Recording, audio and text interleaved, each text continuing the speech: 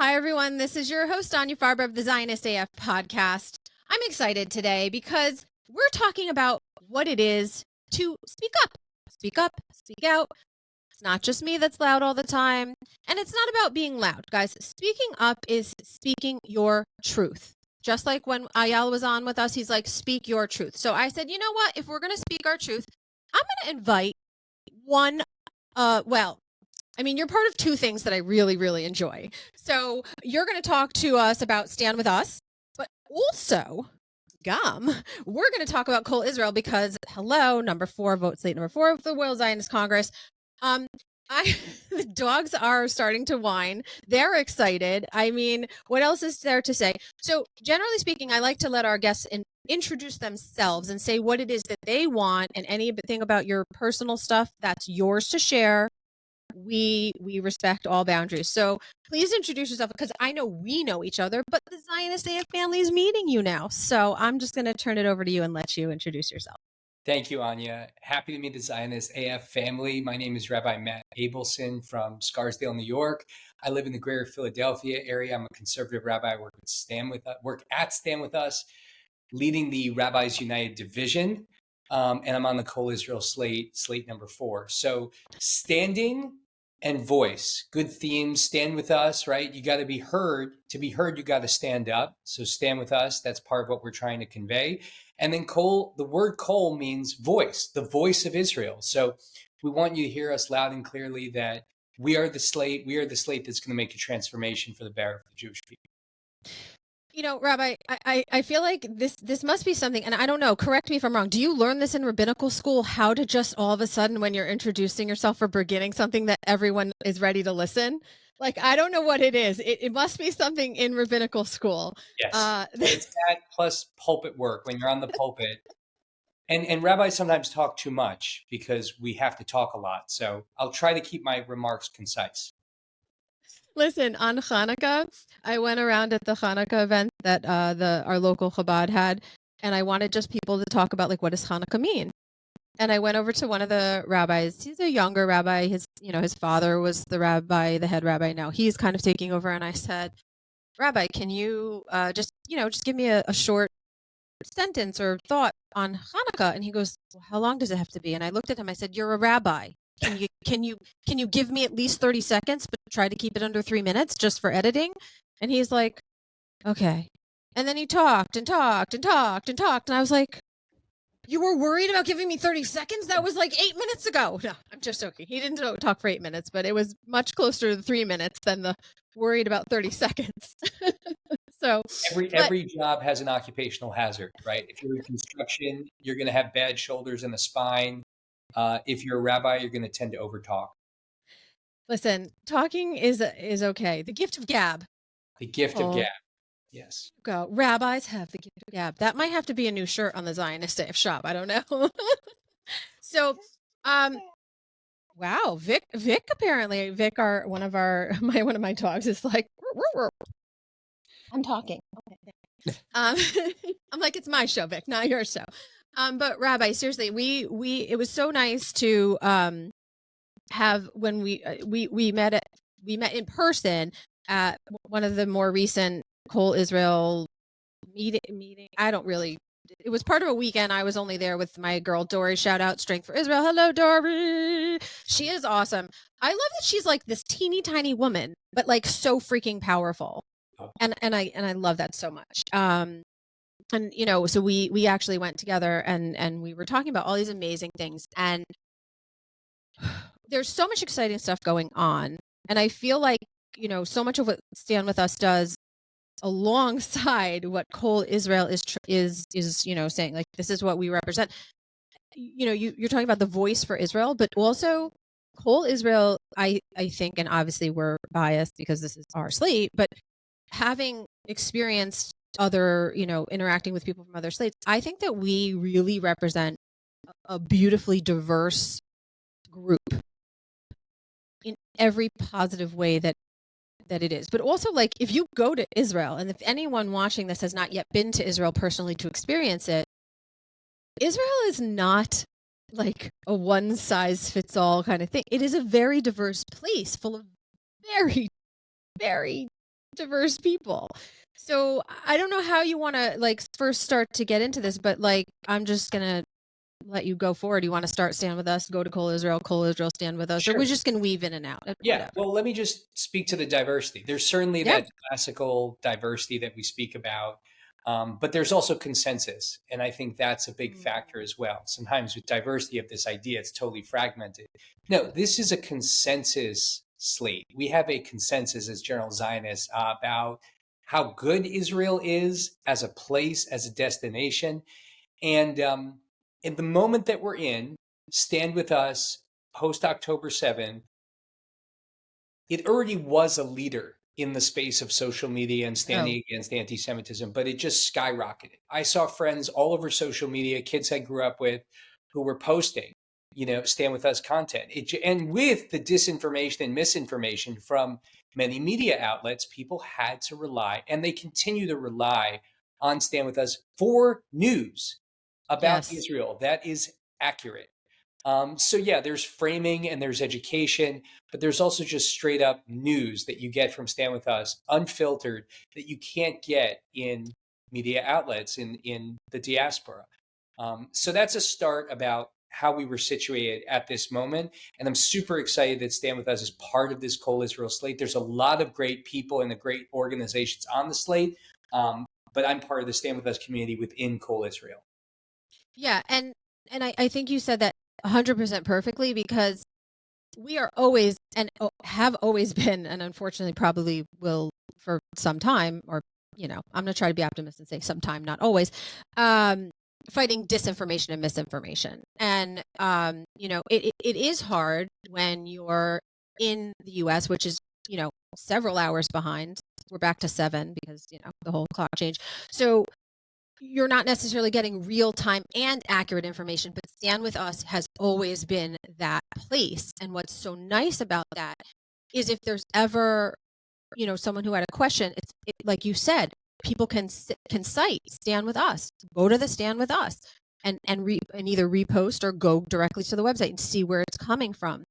Because that is our biggest problem, I think, not just as Jews of the diaspora, but the world is so full of this ignorance slash garbage that's all around us all the time that we need this factual information. And I think one of the reasons that Stand With Us goes so perfectly with Kol Israel is because you're like, here's what is actually going on.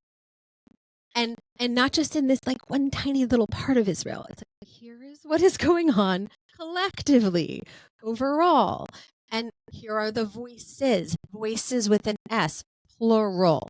That is very important because people are not hearing that. Sure. And, people have difficulty when it comes to Israel seeing the trees or the forest. And Stand With Us can offer you both the trees, the details, and also the forest. You're not going to find another slate that has a better record of standing against anti-Semitism. We saw an explosion of anti-Semitism in the diaspora post October 7th. The film October 8 Hate has documented this. Had we not been here, I fear what that tsunami would have consumed us. So we know how to do this. One of our campaigns, for example, to defeat anti-Semitism, you have to define it. So we promoted the IRA definition of anti-Semitism. It's a 2-sentence definition with examples. And let me just give a little lecture spiel type about Please. anti-Semitism, which is we are in the 3rd iteration of anti-Semitism. The first one is kind of New Testament.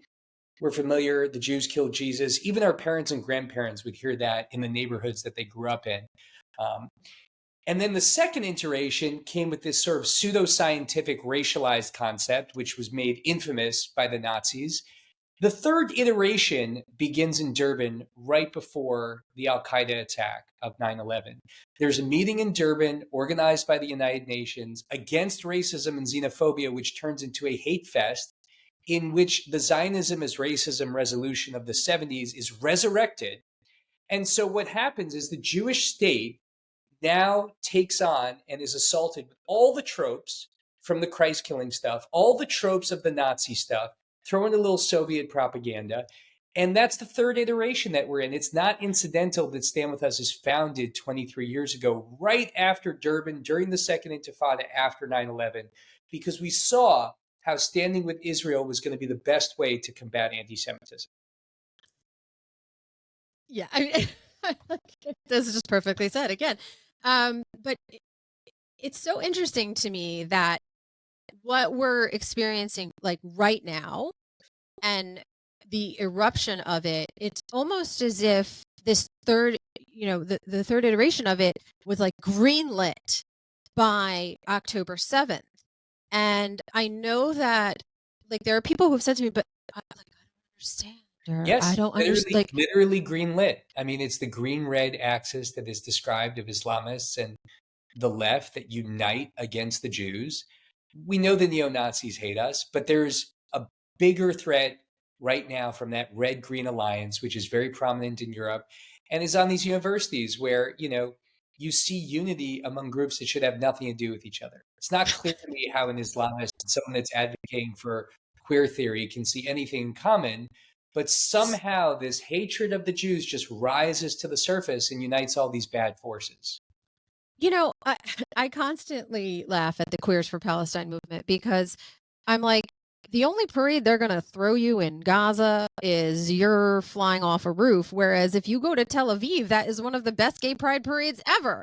It So is. I just, that is, I'm going to quote one of our most frequent and favorite guests and friends of the Zionist AF family is Hillel Fuld. And he goes, you just have to suspend reasoning, suspend logic, suspend facts, and there you go. Yeah. That's where this nonsense comes from, because it could not be more opposite than it actually is. Yeah, I think Hillel's right. And yet I would also say what's astounding is that the anti-Semitism is coming out of universities. Well, and those are supposed to be places that are the foundation of reasoning, the foundation of the search for facts. And we don't really have a story to explain how this has happened, but it's happening and we're seeing it all the time.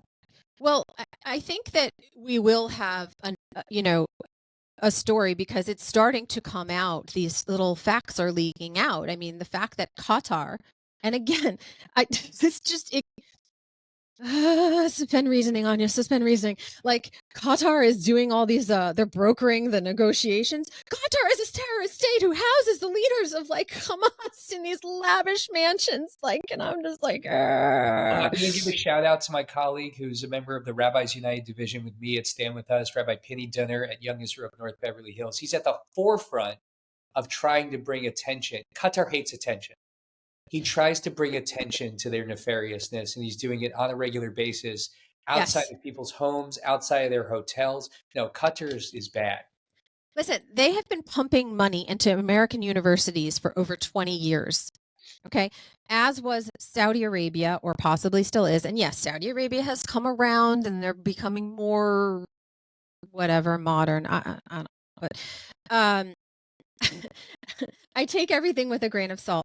And people are like, but how could this happen? And Ayel Yacobi, who's part of our slate, a wonderful young voice for Kol Israel, he was talking about it as well. It's like, listen, at some point, the piper wants to be paid, okay?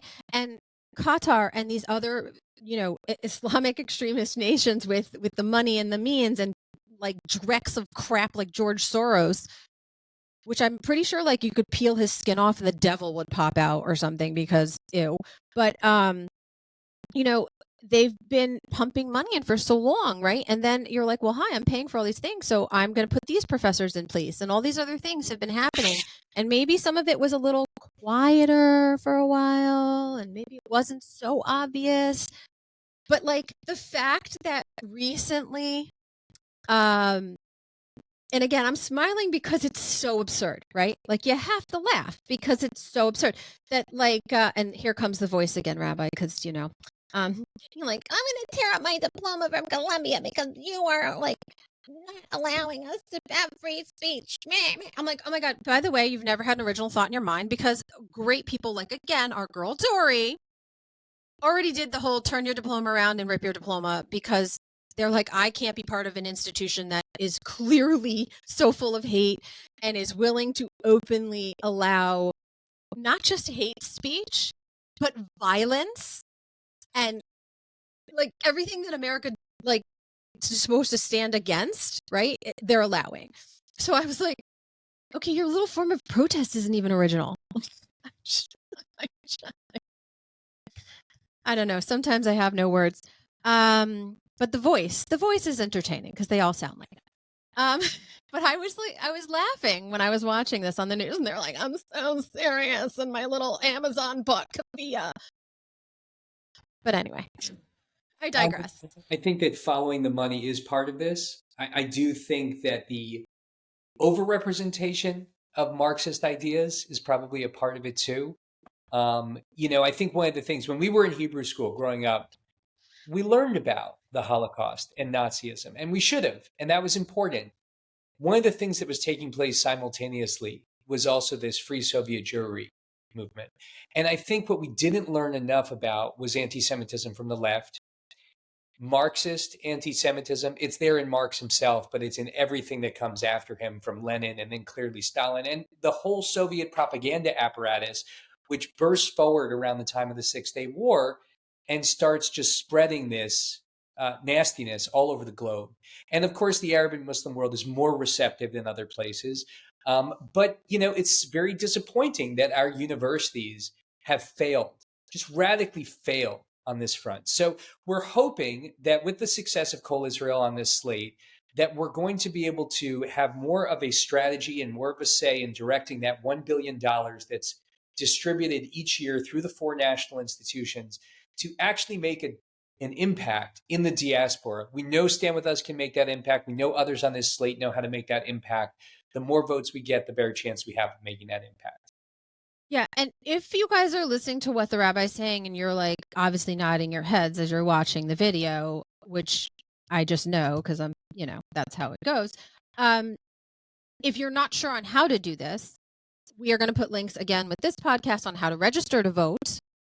And then obviously Rabbi and I would both encourage you to vote for number 4, Kol Israel, because we feel that that is the best voice to speak up. But more than anything, like, please, I beg of you, if you are a Jew in the diaspora, specifically a Jew in the U.S., of the millions of Jews that live in the U.S., only like 125,000 and change, I don't know the exact number, Rabbi, if you do, feel free to jump in, only that many voted the last time. And that is a shanda. I'll say it again. It's a shanda. There's no excuse. I mean, if you weren't eligible, like you weren't 18 at the time, okay, fine. Like Beseder, that's fine. I accept that. But if you are of age, please vote. I would just piggyback on that, which is to say you may not have voted in the past because you were undereducated. And as a new slate, we are committed to educating the public and greater transparency. And that's how we're going to make the impact, because the slates that have been invested in this, I don't know that they have the same interest in broadening the voter base. So every new voter, in my mind, is a potential Kol Israel vote. Yes, and it's funny because like on our Kol Israel group chat, I remember saying like, "Hi guys, I got my father at 75 to register to vote and vote," and that was a process. And but again, it was the first time he voted, and like you said, he just didn't know. Like he was not aware that he even had the ability to do that. So we want you guys to understand that, like, look, your voice matters. And I think what's great about Kol Israel is we have such a diverse, like, group of people that represents all of what really makes Israel great, and all of what, like, all across the Jewish spectrum, let's say, But let's hone in though for a moment on women and youth. So Sure. every slate has a requirement to have a certain percentage of their slate be women and a certain percentage of their slate be youth. And we exceed that number in both cases, more prominently on the women's side than the youth side. But there is a requirement to have a minimum, and we are beyond the minimum. Yeah, and I think that's important. And I have to say that, as someone who feels like, gosh, I'm a strong female voice, like that was a huge attraction for me. But of course, one of the people on the leadership board, our wonderful friend, Sari Singer, who is the most modest person I've ever met. but one of the most special people I've ever met, she was like, "You're coming to this slate. That's the way it is." And I kind of like that she was like, "This is," because she's like, she's just The always so Jewish sweet. people has always been the Jewish man and the Jewish woman. This has always been a team sport between the two. And our Jewish women are our most tremendous leaders. I just have to look at the founders that stand with us, which include Esther Renzer, who's #1 on their slate, Roz Rothstein, and Sari Singer, as you mentioned. So, when I look at the Jewish world, I know that the Jewish women are going to step up as they have, and they continue to do. Yeah, and I'm so excited about some of the younger delegates that we have on our slate. These are, young men and women who have either just finished undergrad or grad school, and they're all in the early 20s. But they're so, I feel like they're so forward thinking, and what they have had to experience while in school over the past, year plus is something that is almost unthinkable, right? So let's take one of these instances, because I feel like both Stand With Us has brought a lot of this up, and Kol Israel, because of a lot of the people on the slate. But the fact that Ayel was on our podcast saying like, okay, so someone broke into our Hillel and trashed the Hillel. Someone trashed the Chabad sukkah. Then they wrote swastikas all over something else. A Jewish fraternity was attacked at UPenn. And then after they had all these horrifically anti-Semitic speakers, like they literally hit all of like the winners, Ben Shapiro was supposed to talk. And then they banned him. And so I jokingly said to Ayel, I said, is it that he speaks so fast with his truth and these crazy things called facts, that was offensive to the people at UPenn? I was like, what is it about Ben Shapiro? Like that, what was the problem? Is it that he talks so fast? No, the deck is stacked at universities against Zionists and lovers of Israel. And I remember being an undergraduate and encountering pro-Palestinian propaganda for the first time. At my graduation, someone gave a speech. This was literally after 9/11, during the Second Intifada, about how jihad is a spiritual journey, and the administration... Yes, killing people is a spiritual journey. And it's just out, and yet it actually is worse. Actually much worse. And so for these young people who just want to have the same college experience that every American wants to have, right? Study, have fun, make friends. And then on top of it, they have to defend our people, our heritage, our tradition themselves from these assaults. Tremendous courage. They learned it really quickly. And yes, these are the young people on our slate. Yeah. And the fact that like, not only have they had to defend like themselves and our heritage, but like physically, like there's been threats and being prevented from accessing their education and all of these things. And like, to me, it baffles me, because if you said to any other group that's, considered a minority in America, oh, I'm sorry, if you don't like that or you can't get in, go in the back door. Like there was a time in the US that, not a great time, not a highlight of the US, segregation, right? So the color of one's skin depended on which door you could access, which bus you could ride on, which school you got to go to. That's essentially what has been allowed to happen on these college campuses, and nobody seems to be offended or bothered or like want to talk about it in a bigger like vacuum. They're just like, it is what's happening, and you're talking about it, which I appreciate. And yes, those who claim to care about justice in this country have been derailed. We don't know how long it's been going on. This sign behind me, which you can't see the whole sign, darkness cannot drive out darkness, only light can do that. That's Dr. King. That's 1968, right? Like that moment of Jewish-Black alliance. And yet, as the decades passed, we got marginalized from the very movements that we were at the center of. And that's the anti-Semitism. And there's a lot that we could talk about there, but I want to keep... I feel like that's hours and hours and hours of a conversation, Rabbi. And Sure. We can do that in follow-up podcasts. Absolutely. I just want to emphasize that if we're going to meet this moment, we do have to invest in voting for this election. We do believe, Anya and I, we both believe that this slate is the slate to invest in. If you have voted, find more people to vote. If you haven't voted, vote for our slate. We're going to deliver something new for the diaspora, for the Jews of the diaspora, so that we don't ever live through the moment that we lived through post October 7th, where it's like, Yeah. we're at sea and there's no captain of this ship.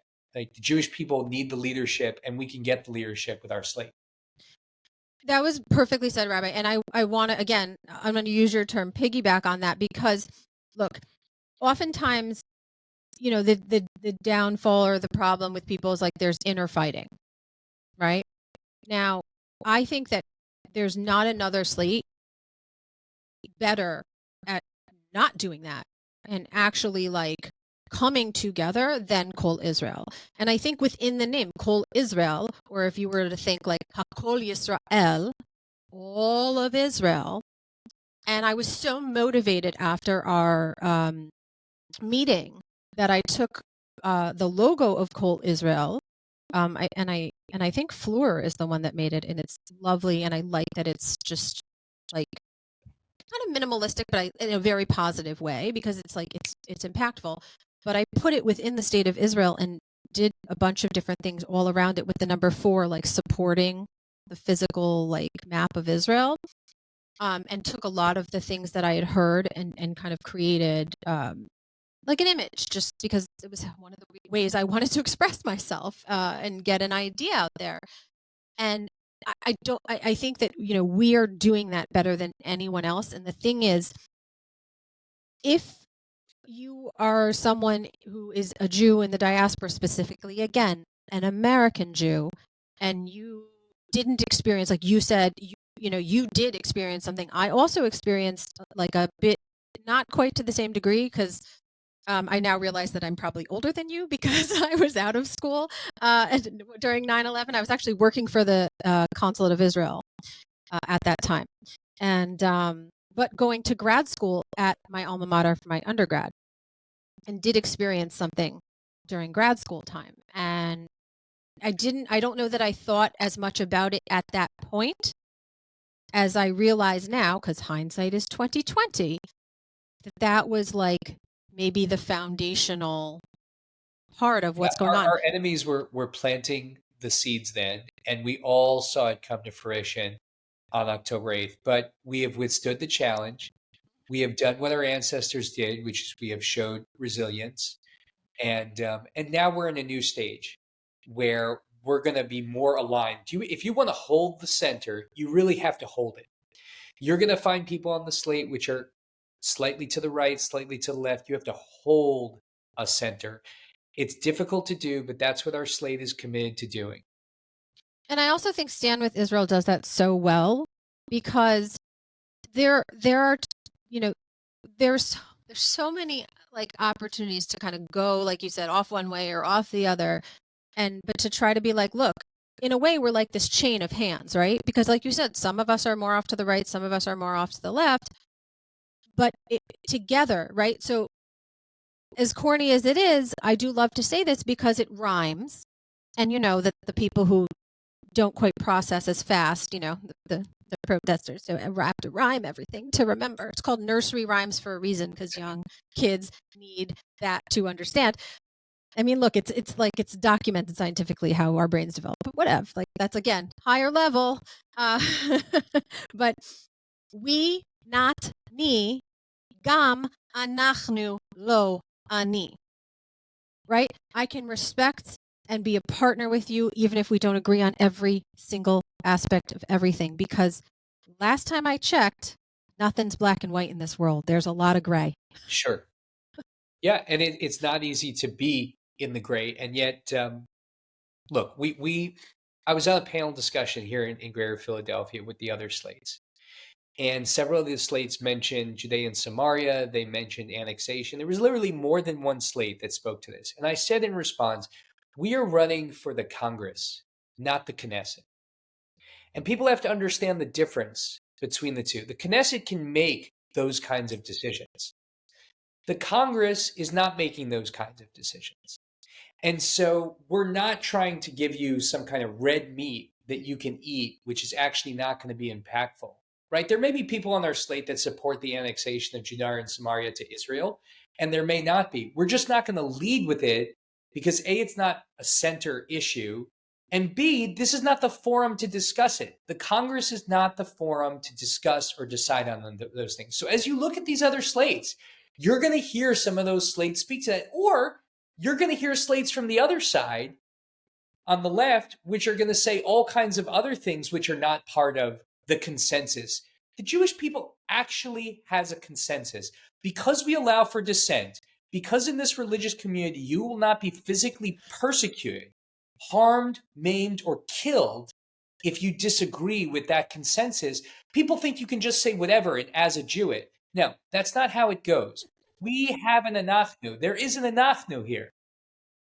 Well, it is. And the thing is, like, the irony is, if you look at the region in which Israel exists in the Middle East, not a lot of the other neighboring countries or any of them could you, very openly dissent. Like, could you protest the government? Could you this? Could you that?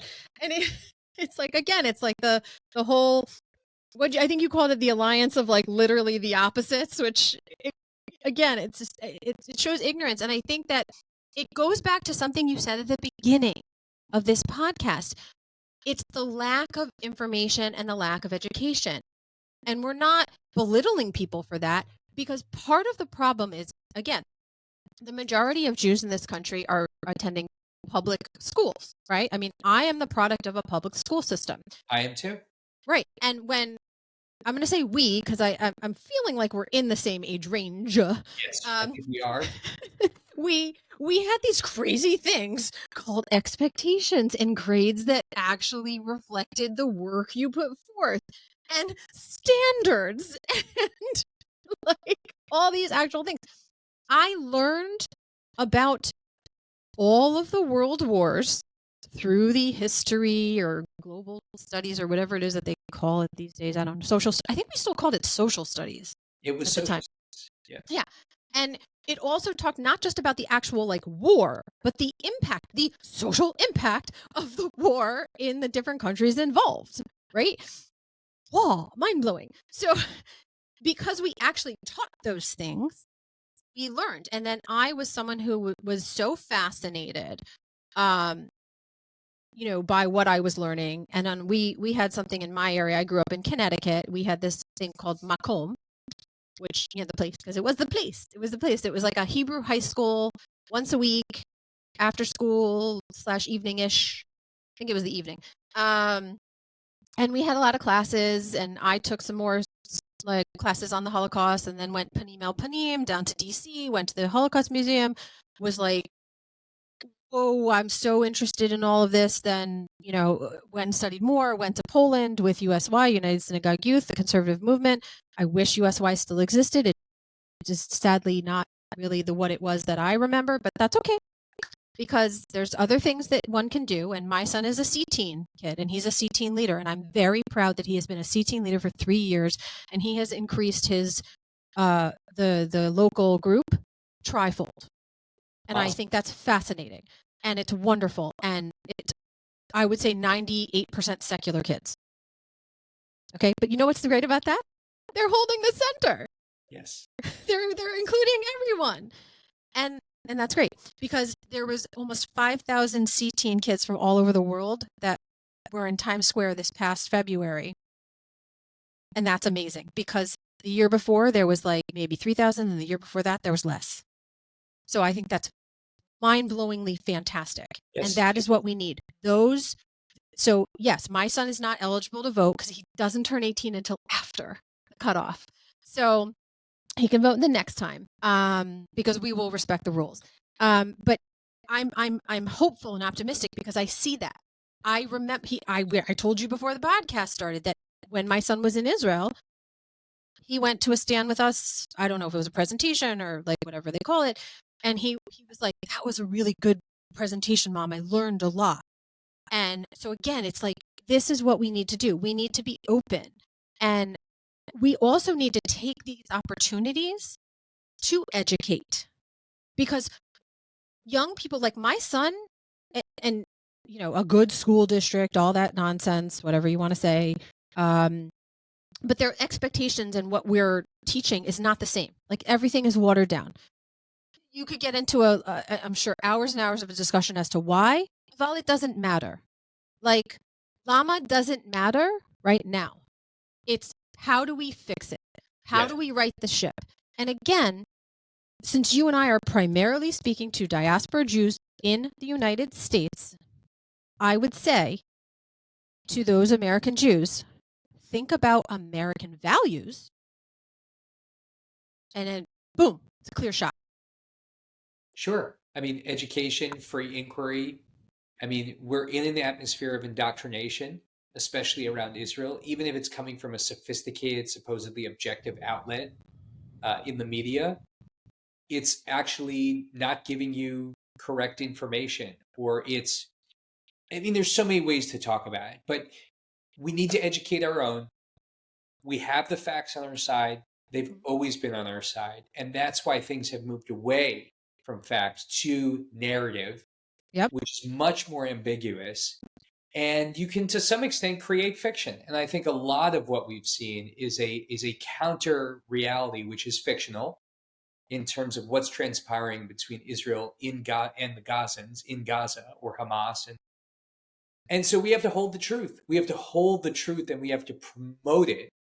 You don't propagate truth. You simply promote it, and you give it an opportunity to come to light in an atmosphere where people don't want it to come to light. Like, why don't people want to just see the Jewish people in the beauty and wonder that we know that we are? That's not my problem. I just know that someone's trying to make it our problem, and we have to stop them. Even if they think they're well-meaning, even if they're not coming at us with hostility, if they're coming at us with a pointy hat, thinking that they're all educated, it's just not acceptable anymore. I think this Congress can make a difference. I don't know that it's done in the past, but we're hoping this time around in October in Jerusalem, when we have our delegates, when we have our slate there, we're going to make an impact. I not just hope so, I know so.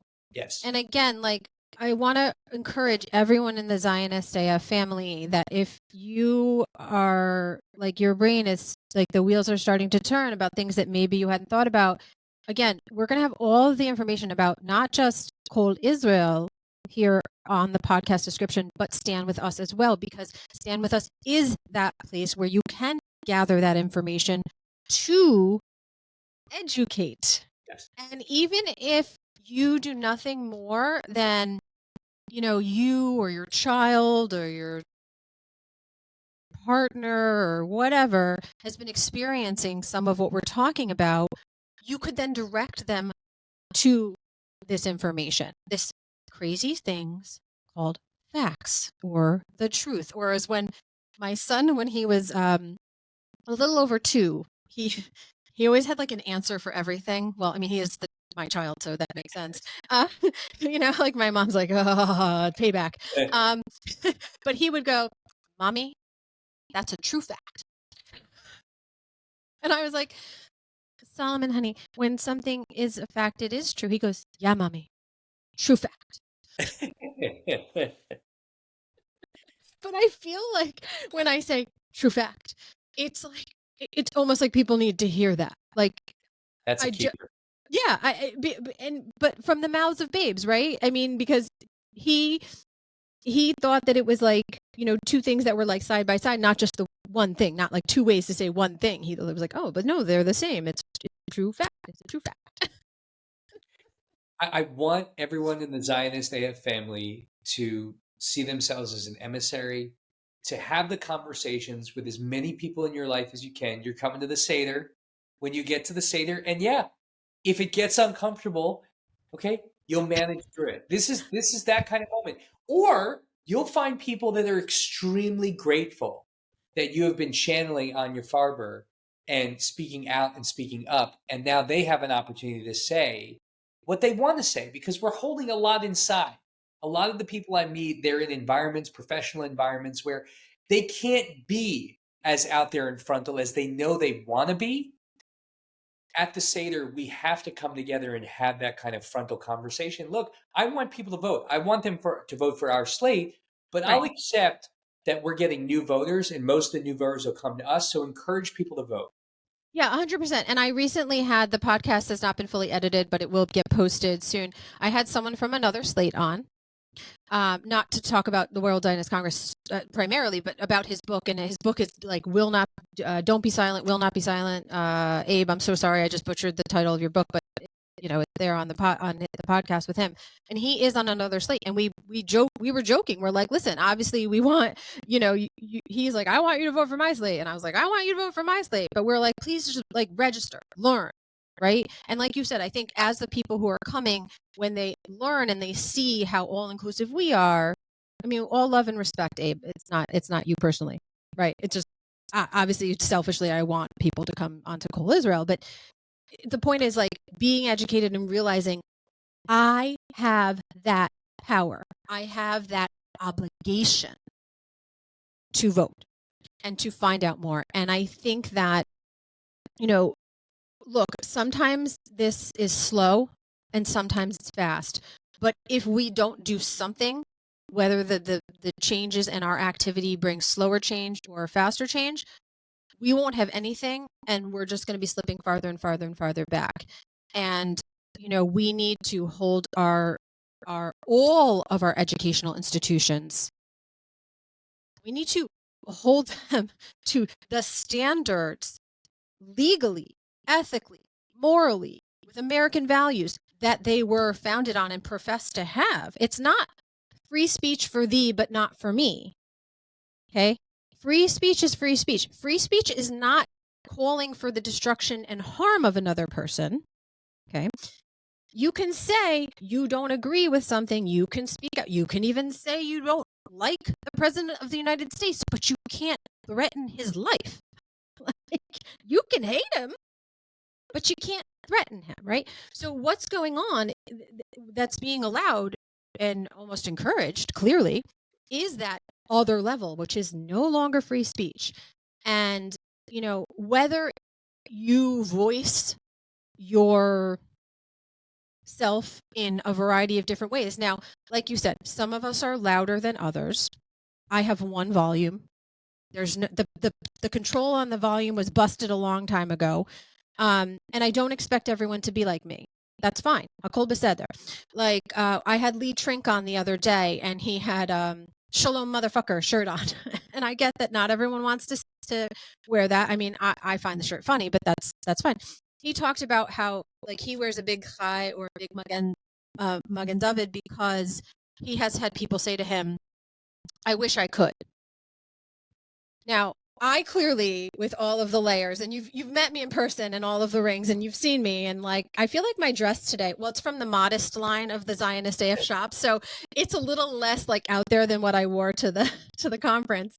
But like, I want you to speak up. I want you to find, the place where you feel comfortable and do that. Like my dear friend who owns Aleph Bet Jewelry, and I'm going to shout them out, Rabbi, because she is like truly living Tikkun Olam.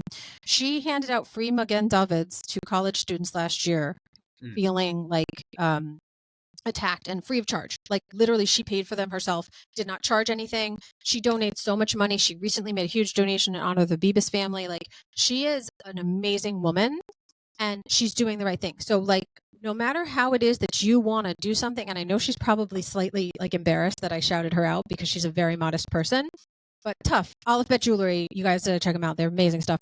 But I have a repurposed bullet from her under my shirt, but it's here. See there, it's the repurposed bullet. Excellent. Yeah, see? So she's got good stuff. The shield of David is a symbol. When you see that as a Jew, you know you're home. Yeah. Right? And this is not going to go away unless we are proud and bold. So I am grateful to you, Anya, and to others who have stepped up. And those of us who are less willing to step up, we are grateful. There is an aspect of this that, as you mentioned, is slow until it becomes fast. Voting is slow. Having conversations with people is slow. It's going to get really fast, really quick. Something's going to take place at this 2025 Congress that's going to be as significant as the moment of Herzl in 1897. That's the root of this. 1897 Congress in Switzerland, where the concept of a Jewish state is really brought forward. And we're going to do something of that level in 2025. So you want to be a part of it. Yeah, but Rabbi, I have goosebumps under my modest sleeves. I have goosebumps because it's true. I really do feel that like we're on that cusp, right? Because for some people who were quieter, I mean, I've been like this for over 20 years, like advocating for Israel and working for the Israeli government and all that stuff. But for other of us, it's like, okay, our toes are on the line and it's tipping. And there's a lot of different ways that, people can do this. And I urge people, if you have a child who's of the age that like my son is graduating high school this year. And again, I'm not saying you should do what I am doing because like, no, that like do your own thing. But we as a family made a decision that we are not going to, he's not going to college in the United States right now. Like until they can show me that they are actively doing what they should have been doing all this time, I'm saying, no, thank you. Bahat's the fucking. That is one of my phrases that I came up with. And that's actually how the Zionist AF Shop started, by the way, Rabbi. I said it one time because my mother told me I have a potty mouth and to please stop swearing. So I was trying to be like people from the South and, like, oh, bless your heart. And so I was like, Bahatzlacha. And then I just got really mad one day and I said, Bahatzla fucking cha. But I wrote it out in Hebrew letters, and it's actually a staple on the Zionist AF Shop, and it's hugely popular with Israelis because it's not a real word. But anyway. But I digress. But the thing is, we said no, and it was interesting because I was contacted by someone I know in my professional life from Fox, and he interviewed me. And when I said, no, my son is not attending a university because I took my diploma off the wall. I won't even mention where I went to school because no. I'm now ashamed of something I used to be very proud of, like many other people. Like, Dory's like, I went to Columbia, and she's like, I used to be proud of that. Or my non-Jewish friend who calls herself Angry Mom, she went to Northwestern, and her husband both went there. Her father went there. Her daughter is not applying to Northwestern because they have said this is no longer the place that it once was. And we will not, as Americans, subscribe to what they are allowing. So whether it's you're looking, please, if you have a college-bound child, look at what these institutions have been doing. Find an institution that remembers what their legal and moral, ethical, intellectual obligations are, right? It's not capitulating to protesters. You are taking a stand and you are voicing yourself. You are you are owning your truth and speaking up. There's a lot of ways to do it. Obviously, Rabbi and I would like for you to also register to vote and very much would like for you to vote for Kol Israel, slate number 4. Arba 4. I like that we're 4 because you can go like this. It's not the John Cena thing, but it's 4. Strong, especially with those rings. I like the way. I know. Well, so Rabbi, all of my jewelry, everything that I wear, is from Israel. And most of the pieces, not everything today, but most of my pieces are from like people I actually know and have interacted with, like particular this large ring and this large ring. Her name is Orna Galila, and she lives in Kadima amongst strawberry fields. She is the most amazing, beautiful person I've ever met in my entire life, and she's so talented. But she's a very quiet person. She's probably like, I'm sure she's happy I shout her out, but also she's like very shy, and I respect her. But it is because I want to bring like these are conversation starters. I mean, I don't know, like I'm sure you could rock it too, Rabbi, but or you could do the blue and white nails like I've always done for like the last 4 years, but. But in case it wasn't obvious enough, I wanted to go that extra layer. Look, I think everyone has to take that step, right? Being more Jewish. That's just another way of saying it. I mean, it's not Jewish enough, right? You're not doing enough. You have to be too Jewish. Really, you have to take that next step. And being a Zionist is one of the best ways to be Jewish. And we're not going to let anyone take the Z word away from us. It's a wonderful word. It's part of our freedom. It's part of our strength. It's a part of, it's the enactment in many ways of what Passover talks about, right? Moving from the exile and slavery to freedom. This is who we are. So we're going to own it. We're going to strengthen it. We're going to build it up. And that's the direction we're moving. Yeah, I'm interested to see what Passover is going to be like in my family, because there's not a lot of agreement amongst my family members, which is fine. But and I know this is shocking. I'm the most vocal of all of them, and I am a smaller voice in the bigger part of my family, but that's fine. Because I'm still going to voice myself and do what we need to do. But on top of that, I wanted to like almost pull back a sec from Kol Israel, pull back from Stand With Us, and as a rabbi, I kind of wanted to pick your brain about this. And you're like, you need to be Jewish, and I think one of the things that I jokingly say when people are like, well, I don't understand, like, Jewish Christian, what do you mean? Like, if you're Jews, like, you don't believe in Jesus. And I'm like, same corporation, different divisions, right? And they're like, what? And I go, well, you know how you have the Old Testament and the New Testament? I was like, we're too busy discussing that first one. And you guys were like, yeah, no, I think we're good with that. Let's write a new one. We're like, no, we're still discussing this one, right? The idea of questioning, and you said it at the beginning of the podcast, questioning, being inquisitive, like learning. It's not just okay. It's not just accepted. It's promoted. And I think that by taking this time and learning is when you realize, okay, like I'm learning. Yes, and I learn. My voice matters. So I'm going to register. I'm going to be part of the World Zionist Congress.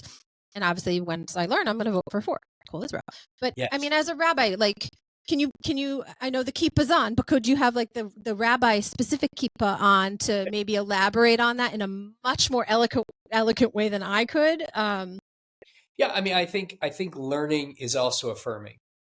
So I don't want to get stuck in that infinite concept of questioning, right? Because I think sometimes it gets misrepresented and becomes like a kind of radical skepticism, which turns into the anti-Zionist. Yeah, not what I meant. Yeah. No, I know that's not what you're saying. I'm just, so the word amen and the root of amen is aleph mem nun.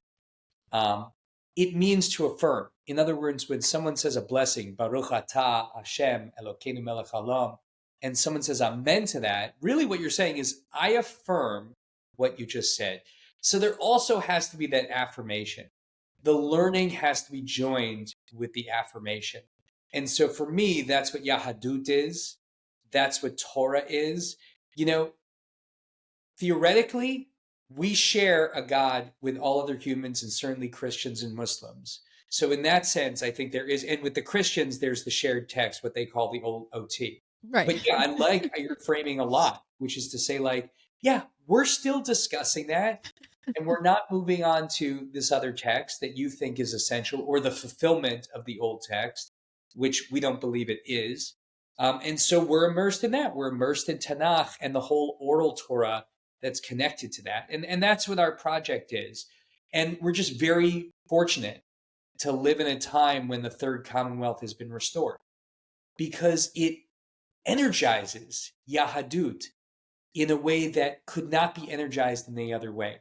The restoration of sovereignty for the Jewish people in the land of Israel makes Judaism better, stronger, brighter everywhere in the world. I'm going to say that's perfectly said. We're not going to give that up. And I think that's part of what this year and a half and whatever has been about, is like they really put us to the test by slaughtering, by massacring, by raping, and then here lying about it. Right? Okay. You want us to show the backbone? We're going to show you the backbone. We're going to stand up. We're going to give you the voice.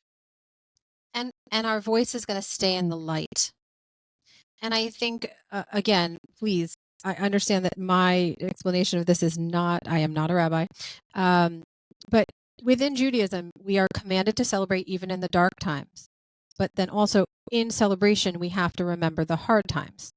Hence why, like, you break the glass at the wedding. But, we're also commanded, like, I remember that the Purim, right after the rabbi was saying, like, I understand that we're not as big of a group this year, and I understand that a lot of you he's like, I see it on your faces. You're just like, I'm here, but I'm feeling conflicted about really celebrating Purim. And he's like, and he went into a thing and he's like, look, we are commanded to be the light. We are commanded to celebrate and remember good things and promote good things. And one of the things that I think is so amazing and so beautiful and maybe not as well known, there's these little things all over, especially in Israel. Like there was a gentleman who was a jeweler who was giving like I think like less than his cost because his young son was killed. And he wanted other young Israelis to be able to get married, and so he was like almost giving away the jewelry. He was I can't imagine he was even covering his cost. And actually, someone I know took advantage of that, got engaged, and got married because he was like, I want people to experience what my son will never be able to, and I'm going to do that. Where there's a guy I can't even remember his screen name on Instagram. He will like he'll bump into a soldier, ask them to hold his bag, and there's like a watch or another beautiful, generous gift, and he like walks away, and you always see the soldier in uniform. Oh, like slicha, excuse me, sir, and he's like, no. It's like thank you for protecting, and it like there's all these little things or these amazing weddings happening and babies being born and beautiful things because we will not step out of the light. You can try all you want to cover this world in darkness. Aval, low. It's not happening. We're going to stay in the light. And I think, again, within Judaism, this idea of studying and questioning, like you said, not like to just have this contradictory opinion, but to like questioning to be like, okay, I need to understand better. How could you explain this to me? I want to learn more. Now, and the perfect way to do this is by visiting Israel and spending time in Israel, which is why the World Zionist Congress is so important. Now, when I went to Israel for the first time as a teenager, and I did the US-wide Poland-Israel pilgrimage that I mentioned earlier, and I think it was even more meaningful because we started by seeing firsthand what the darkness was, right? And then we came into the light, and the light was bright. Yes. And I started to understand things that I could never have understood even with the best teachers or the best rabbis or whatever in Hebrew school, because I wasn't living it. I was learning it, but I wasn't living it. So the first step is to learn, and the next step is to experience or live. And in Israel, one of the things that was very important as part of the group is we did learning. And I started learning this thing that I had never heard of before called Pirkei Avot. And sure, Rabbi, full disclosure, some of it like doesn't really sit all that because it's like a little, too aligned with like knowing all of Torah, which I'm not an expert. Nope, not gonna lie and profess to be. But there were other things that were like life lessons and tracing back to like the golden rule or things, the ways that we live can actually be traced back to this part of Judaism. And I'm just gonna like go to do our close up with this because I want your closing statement to kind of be this because I feel like it was perfect for Stand With Us and Kol Israel. So I think back to my favorite, I don't know if it's a passage, a quote from Pirkei Avot. I'm not really sure how to title it. And I'm going to have to say it in English because I didn't learn it in Hebrew. I learned it in English. And it's, if I am not for me, who will be? If I am for myself alone, who am I? And if not now, when? Yeah, I mean the three. It's who, what, and when.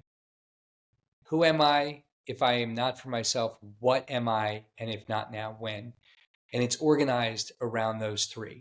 And it's perfect. We do have to be for ourselves if we ultimately want to be able to be for other people. And now's the time. The Jewish people in the diaspora in the United States has been really good at standing for other people. And it was right of us to do that. And we're not even going to get into how people haven't stood with us recently. We're just going to stand for ourselves, and we're not going to displace ourselves and stand for other people exclusively. It's just not going to be like that. So And yeah, we're going to affirm the light. And when you're at the wedding and you crash the glass because you want to remember the destruction of the temple, that's a light moment. You bring in a little bit of darkness, it goes the other way. We never live in darkness. We always have that light. And they're not going to take our joy. So we're going to continue to live in love with joy and continue to understand and learn. Well said. And, one of my friends in Israel says, listen, I'm not going inside for anyone. The sirens go off. Yeah, sure. We'll seek the shelter for the moment, but we're not staying inside. We're not staying quiet. We are going to be like literally the light of the sun. We're going to be back out, or the light of the moon and the stars. We're back out. We are going to live in the light. We are going to do that. So everyone, if you're not familiar again with Stand With Us, with the World Zionist Congress, and of course, obviously Kol Israel number 4, all of the information is going to be, all the links. Like, we're going to make it so easy for you. There's no excuse. No.